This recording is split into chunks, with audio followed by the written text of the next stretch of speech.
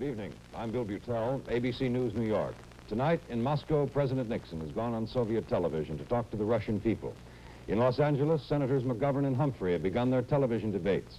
In Khartoum, North Vietnamese artillery have reached the main street of that major city in the Central Highlands. And in Paris, the Duke of Windsor, the man who would not be king, has died.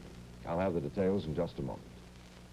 The ABC Weekend News with Bill Butel is brought to you by Dial Antiperspirant, the antiperspirant with a special time-release formula to help keep you fresh and dry all day. I've just decided never to be embarrassed again.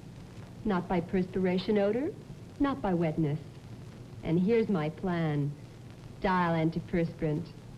Dial helps stop odor and controls wetness. Two important things for you and for me. Helps stop odor and controls wetness. Now, when you decide never to be embarrassed again, try my plan. Dial Antiperspirant. No kidding, Sheriff. Over 1 million people have bought Dodge Darts. And now, in order to sell even more, you dealers can offer the automatic transmission free? That's right. On every Dart Swinger or Custom, equipped with power steering, radio, vinyl roof, and more. Because Dodge gives it to us dealers at no charge. I better get me some deputies. If 1 million people bought Darts without free automatic transmission, can you imagine the crowds you're going to get in here now? Dodge. Depend on it. President Nixon went on television today, Soviet television, to talk to the Russian people. The president said the summit talks in Moscow took the world some important distance toward a time of peace and security. He said the talks in Moscow did not imply any Soviet-American agreement that would be at the expense of China. He said every country has to have the right to choose its own political system and to go its own way. As the program went on the air in Moscow, this is what it was like. Через несколько минут перед вами выступит президент Соединенных Штатов Америки Ричард Никсон. The Soviet television introduction of the president was a blend of Cecil B. DeMille's spectacular crossed with the musical dramatics of an afternoon TV soap opera. With a flourish fit for a king played over scenic photographs of the Kremlin, the show began. Then cameras moved onto the green room of the Grand Palace. His remarks sounded like this as beamed to a potential 32 million Russian TV sets. Добрый вечер.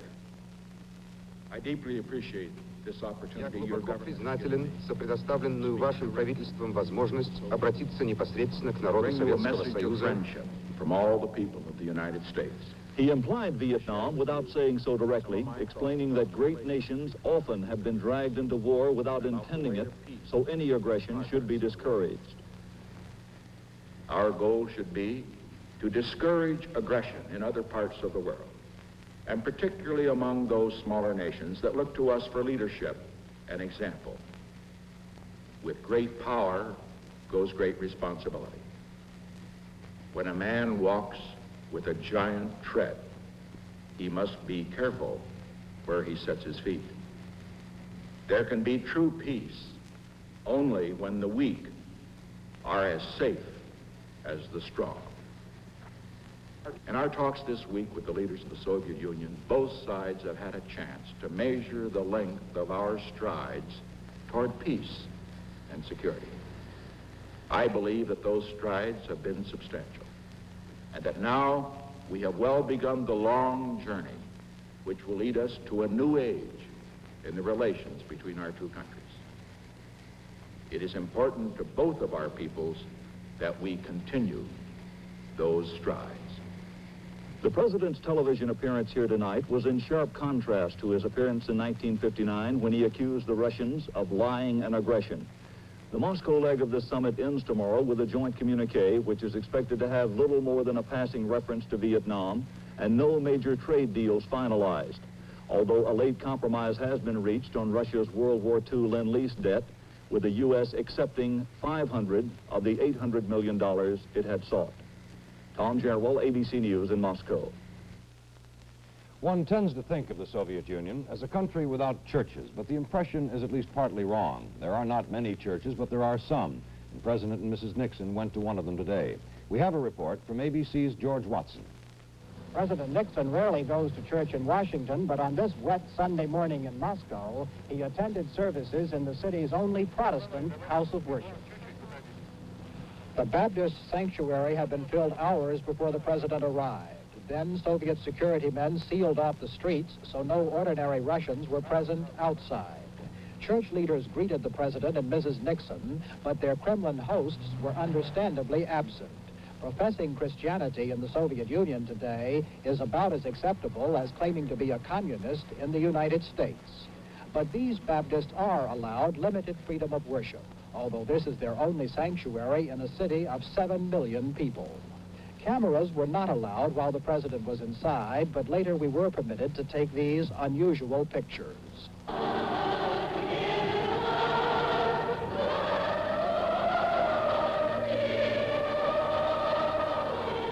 Officially, the Soviet government condemns religion and claims it's dying.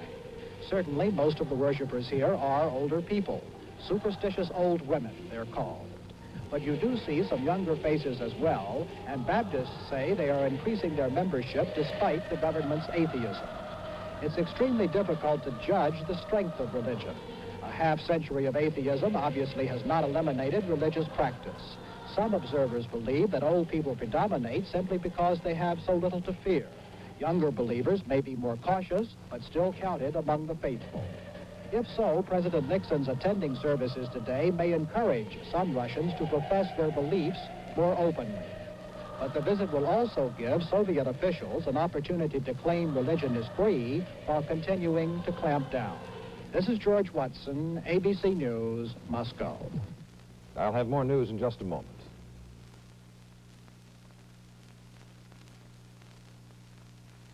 All my life, they call me Mr. Practical. But just one time, I got myself something that I really wanted.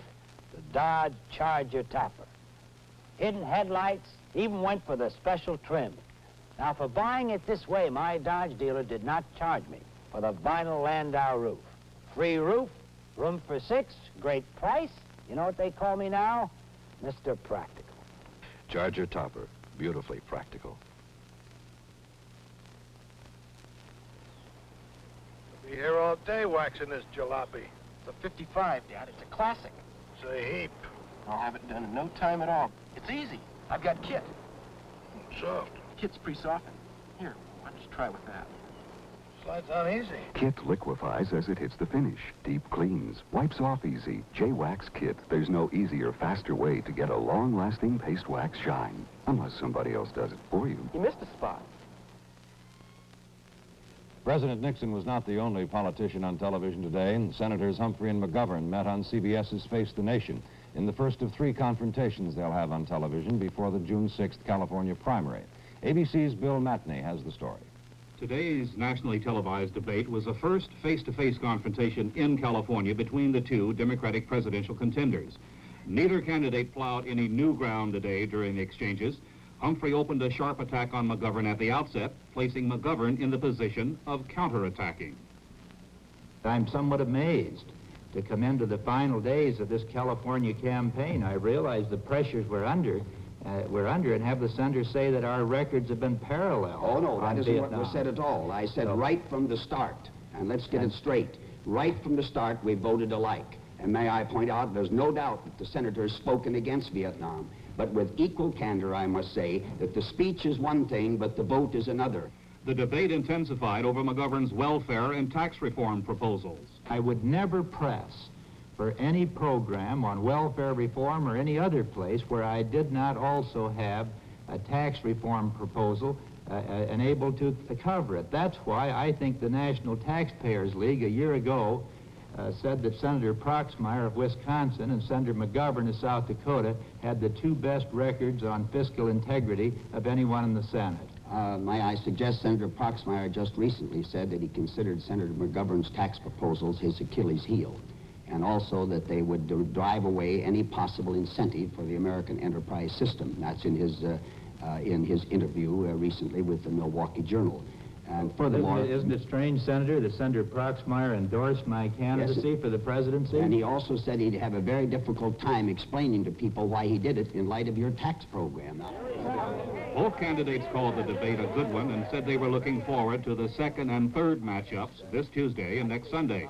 Both said they scored points, but neither candidate claimed a clear-cut edge today. Bill Matney, ABC News, Los Angeles. A few months ago, when Governor George Wallace won the Florida primary, Senator Edmund Muskie said Wallace's victory was a triumph for some of the baser human emotions. Today, Senator Muskie visited Governor Wallace at the hospital in Silver Spring, Maryland. He said after his visit that Wallace is a man of courage who speaks for millions of Americans. Newsweek magazine says tonight the FBI has documentary evidence that Arthur Bremer, the man charged with shooting Governor Wallace, went to Canada last month to kill President Nixon, but that he found security arrangements around the president too tight to do it.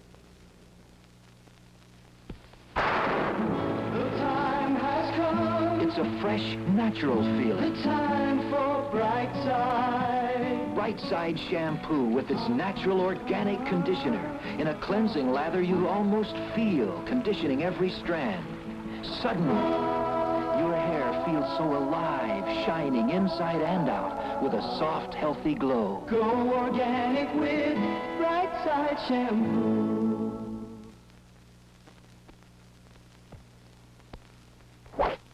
Confidence.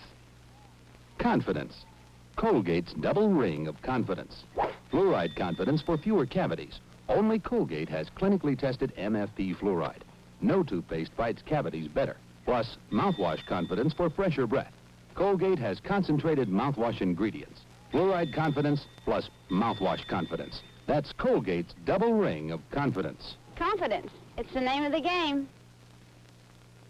North Vietnamese artillery hit the main street of Kon Tum today as the North Vietnamese intensified their siege of that very important city in the Central Highlands. The attack has been going on for 4 days now. But a military spokesman in Saigon says the South Vietnamese have recaptured several buildings in Kon Tum that had been taken by the North Vietnamese. 6 people were killed in Northern Ireland today and 18 were hurt when a bomb exploded in a Catholic section of Belfast. The IRA was loading the bomb into a car and apparently it went off by accident. At least 3 of the dead were IRA men wanted by the police in Northern Ireland. There was also a gunfight in Belfast today. 5 people were injured, 3 girls, an elderly woman, and a policeman. The Duke of Windsor died today in Paris. He was 77 years old, and they don't say yet what he died of. In recent years, the Duke and Duchess of Windsor had become royal curiosity, whose glamour was wearing a bit thin. But 35 years ago, their story was a fairy tale, the story of the king who married the commoner. The Duke of Windsor was then King Edward VIII, the King of England. He was the eldest son of King George V, destined or doomed to rule the British Empire. As Prince of Wales, he toured the kingdom and became perhaps the world's best known and one of the world's most beloved royal playboys. George V died, and the Prince of Wales became Edward VIII.